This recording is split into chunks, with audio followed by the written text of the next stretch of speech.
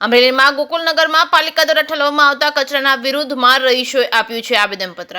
અમરેલી જિલ્લા કલેક્ટર તેમજ પાલિકા ચીફ ઓફિસરને ગોકુલનગરના રહીશોએ આપ્યું હતું આવેદનપત્ર। રહીશોએ જણાવ્યું હતું કે અનેક વખત રજૂઆતો કરવા છતાં પાલિકા દ્વારા અહીં કચરો નાખવામાં આવે છે, તાત્કાલિક તપાસ કરવામાં આવે। હાલ ચોમાસાનો સમય હોય, રોગચાળો ફેલાય તેવી રહીશોમાં ભયની ભીતિ સેવાઈ રહી છે। જે કે સિંહ ગુજરાતી સાથે જૈનિક સુજિત્રા અમરેલી। ગોહિલ પિયુષ કનુભાઈ છે। હું ગોકુલનગર સાવરકુંડલા રોડ વિસ્તારમાંથી આવું છું। અમે અહીંયા કલેક્ટર વિસ્તારે આવેદનપત્ર આપવા આવ્યા માટે કે અમારે નગરપાલિકાનો ડમ્પ છે ત્યાં વર્ષોથી છે અને અમારી અનેકવાર રજૂઆત કરવા છતાં આનો કોઈ નિકાલ કે હલ કોઈ એમને આની સમસ્યામાંથી નથી કોઈ છુટકારો મળે। અનેક રજૂઆત કરેલી છે, ધારાસભ્યશ્રી માંડી નગરપાલિકા ચીફ ઓફિસર કલેક્ટર દ્વારા બધાને અમે રજૂઆત કરેલી છે, આવેદનપત્ર આપેલા છે, પણ આનું કોઈ સમાધાન નથી અમને મળતું। એટલે આજુબાજુમાં એટલી ગંદકી છે।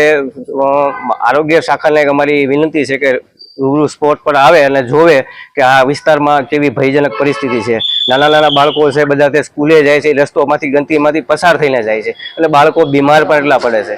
એટલે આના માટે અમારું એક જ કહેવું છે કે જલ્દીથી જલ્દી અમને ટૂંકમાં આમાંથી સમાધાન આપે।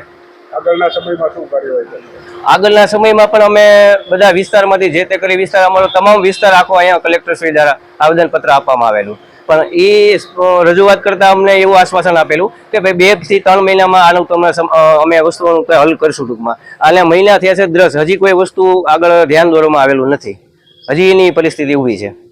આગળ તમે શું કાર્યવાહી કરવાના છો? આગળ તો અમારી એવી બધાને વિચારણા વિસ્તાર બધું એવું કહે છે ટૂંકમાં કે જો ભાઈ સીધી રીતે માનો કે આવેદનપત્ર આપવાથી કે એવું કાંઈથી ન થતું હોય તો અમારી આંદોલન કરવાની પૂરેપૂરી ચીમકી છે બધાની।